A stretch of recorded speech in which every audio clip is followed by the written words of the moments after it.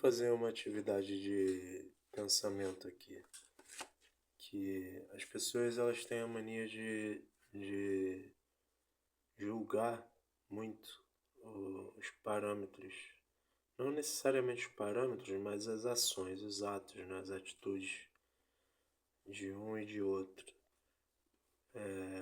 Mas a questão é da onde parte essa necessidade ou essa disposição de rotular, justificar, caracterizar a personalidade dos outros ou alguma coisa como a inteligência ou a beleza ou até mesmo a moral de uma pessoa, né? Porque é muito fácil a gente discutir que geralmente as pessoas falam assim, é visível isso. Tal pessoa é assim, tal pessoa me parece assado. Mas com base em quê? Porque, é assim, se você só acha que a pessoa é má, é invejosa ou é ignorante, até para falar isso você tem que ter uma base. E geralmente as pessoas que fazem esse tipo de comentário têm a base de percepção da própria realidade delas. Porque não tem como você pensar, analisar subjetivamente uma questão psíquica ou social, sociológica, que seja, a partir de um outro ponto que não seja da sua própria consciência, no sentido de sua própria afirmação dos elementos que formam a sua percepção racional, né? Que você usa para raciocinar enquanto você analisa um comportamento, uma matéria, sei lá, alguma notícia, o jogo do Flamengo e do Vasco, do Fluminense e do Botafogo. Com base no que você julga os aspectos funcionais da, da, da ciência humana, da ciência natural, o que seja. Porque, assim, por experiência própria, eu já, eu já lidei, já tive que lidar muito tempo trabalhando para pensando, trabalhando pensando como resolver problemas mentais. Porque eu fui diagnosticado tendo problemas mentais e na verdade quando isso era um problema isso se tornou uma função, né? Com o tempo, quando você percebe que você tem um problema mental, não é que você tenha você em si, enquanto ente, você tem um problema mental, mas o problema mental está tanto dentro quanto fora de você. Então, a oportunidade que você tem de parar para pensar nisso, de dentro para fora e de fora para dentro, é a mesma proporção que você tem se você não teria, se você não tivesse o problema. A diferença é que o problema ia ser outro. Então, assim,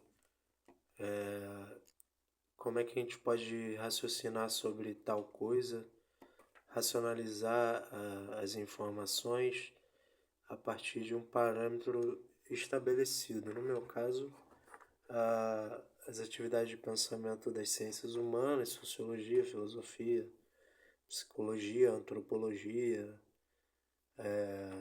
psicanálise, me forneceu parâmetros para estabelecer conceitos e definir conceitos e resolver problemas. É claro que eu não vivo 100% livre de ter que pensar nisso. Na verdade, isso se tornou uma função diária, né? Até de trabalho. E o que eu quero dizer com isso é que acontece que a gente...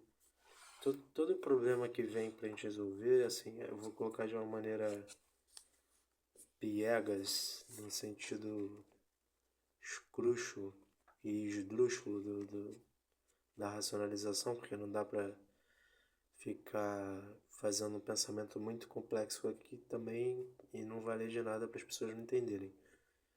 Então, assim, quando você se percebe dentro de uma esfera negativa, no sentido de representação de um problema laboral, no sentido de trabalho, o que você tem que fazer de trabalho para você conseguir fazer função na sociedade, né? As pessoas acham que a sociedade é um caos, normalmente. E geralmente a gente costuma pensar isso desde cedo. E quando a gente vai ganhando um pouquinho mais de maturidade, no sentido de perceber que há muito mais condições limitantes do que ilimitadas, apesar de parecer que não, parecer que existem 50-50, né? Você pode fazer o que você quiser desde que você tenha meios para isso. Ou seja, nesse sentido, a questão é que há muito mais condicionantes limitantes na sociedade do que não. A sociedade não é uma anarquia, né? Pelo menos não deveria ser, e se devemos repensá-la.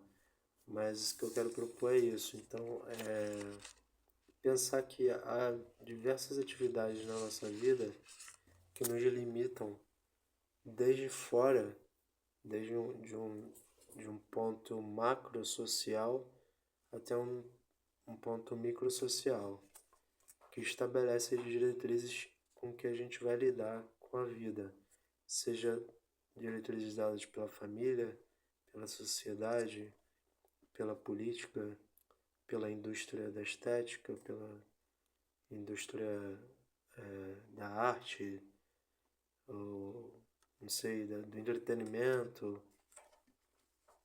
Tem gente que se satisfaz com a indústria do entretenimento, né? Fica ali, tá confortável. Ou tem gente que se entretém na rua, tem gente que não se entretém na rua, tem gente que gosta de ler, tem gente que gosta de jogar futebol, tem gente que gosta de fazer as duas coisas. E porque a sociedade é constituída dentro de estruturas, então é difícil a gente, voltando ao pensamento inicial, a gente partir de um pressuposto muito, muito estreito, excessivamente estreito de material constitutivo que nos permita configurar uma percepção mais clara, mais expressiva de como esses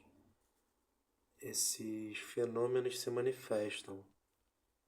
Então é essa crítica que eu queria te deixar aqui, porque pode ser que alguém esteja com essa dúvida, e para responder isso, assim, que não é tão simples assim você parar para julgar algo que está lhe aparecendo como fenômeno na sua frente. É sempre um pouco mais embaixo.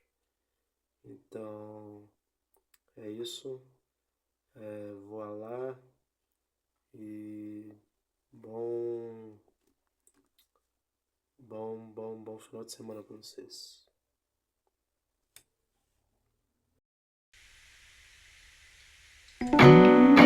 Mountain always felt so pretty, and no one's sending postcards from the city. I've been walking downtown.